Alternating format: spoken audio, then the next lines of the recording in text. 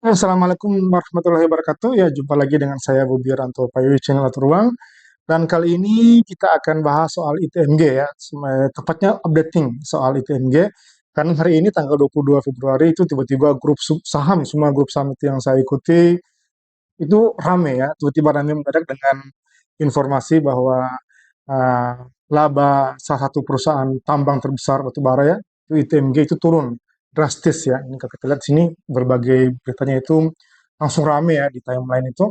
Itu di mana di sini katakan bahwa ITMG ini mengalami penurunan laba sebesar hampir 58,3 atau 58,7% dibandingkan dengan tahun 2022 kemarin. Jadi artinya laba bersih yang full year-nya ya tahun 2023 itu turun uh, 58 sekian persen dibandingkan dengan tahun 2022. Nah, sebenarnya ini bukan berita yang wow gitu ya, karena memang kalau teman-teman rajin apa namanya mengikuti perkembangan berita tentang harga komoditi batu bara, ya ini sudah bukan lagi merupakan hal yang mengejutkan gitu ya, karena memang harga batu bara sendiri sebagai komoditi utama dari ITMG ini itu memang turun sepanjang tahun 2023 kemarin gitu. Jadi ya wajar ya karena memang dia jualan batu bara dan harga jualannya turun ya otomatis labanya pun ikut turun gitu ya.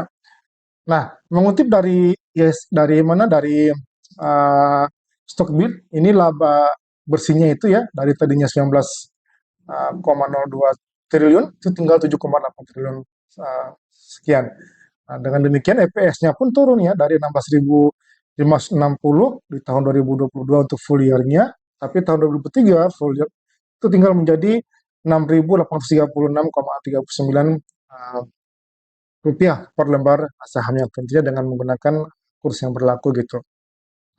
Nah, kemudian kira-kira efeknya bagaimana nih terhadap ITMG? Apakah masih layak nggak? Kalau yang sudah pegang, apakah masih layak nggak untuk di, di hold? Atau misalkan dia di cut loss atau seperti apa? Kalau kita lihat ya, secara pergerakan harga untuk hari ini memang ada sedikit goncangan ya. ITMG begitu berita ini keluar dia langsung ada kayak semacam gap di situ, ada gap ada gap harga ya, dia dibuka gap down. Artinya dia pasar bereaksi dengan cara merespon negatif adanya berita ini dan dia dibuka hari ini tanggal 22 Februari itu dia gap down. Nah, kemudian bagi teman-teman yang belum masuk, apakah ini saatnya untuk masuk atau wait and see? Dan bagi teman-teman yang investor, apakah ini saatnya menambah barang atau seperti apa? Nah, kita lihat dulu ya bagaimana valuasinya gitu ya.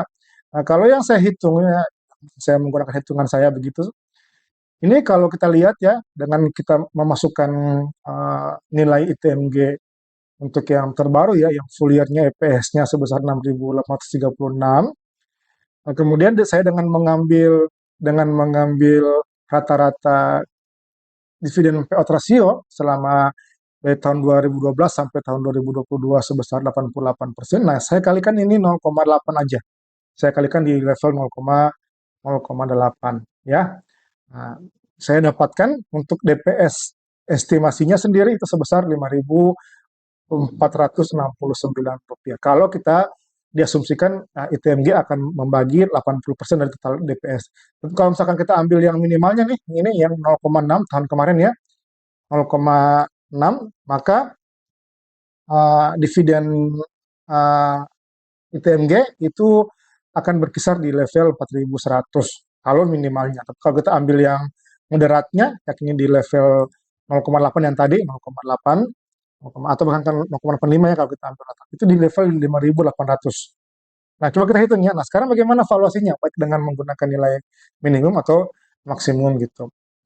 Nah, kalau kita hitung secara valuasi, ya untuk tahun buku 2023 itu ITMG sudah membagikan sebesar interimnya sebesar 2.660 rupiah per lembar saham.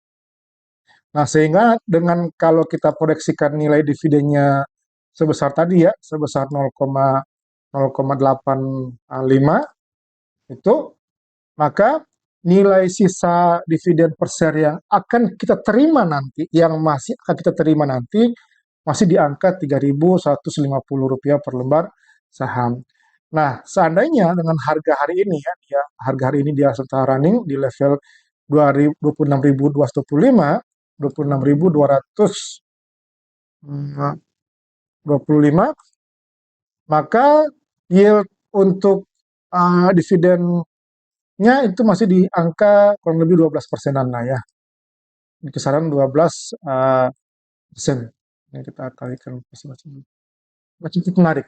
Jadi kalau teman-teman masuk di ITMG pada hari ini di harga sekian gitu ya, dengan asumsi nanti juga dividen sesuai hitungan kita, kita akan masih menerima masih akan menerima 5.800 dikurangi dengan interim yang sudah dibagikan sebesar 2.060, akan ada sisa 3.150, maka ada yield sebesar 12, sekian persen.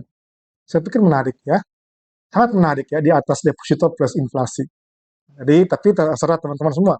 Jadi, apakah masih mau menunggu turun lagi atau sudah mau masuk cicil pelan-pelan untuk mengharapkan dividen yang akan dibagikan biasanya di bulan-bulan Juni. Kalau kita lihat ya secara historinya itu dia akan dibagi itu di bulan-bulan Juni untuk full year-nya gitu. Ada di April ya, April atau Mei atau Juni gitulah. Di sekitaran itu gitu untuk yang full year-nya. Jadi tinggal menghitung, tinggal ya 2-3 bulan ke depan lah ya, dapat 12 persenan gitu. Gitu ya. Nah, kalau misalkan dia hanya sebesar 0,65, ya ada 6,8%. Jadi kalau asumsinya dividen minimal, kita dapat 6,8%. Kalau asumsi dividen maksimal, kita dapat 12%. Menarik ya? Oke. Demikian ya saya. Terima kasih. Assalamualaikum warahmatullahi wabarakatuh.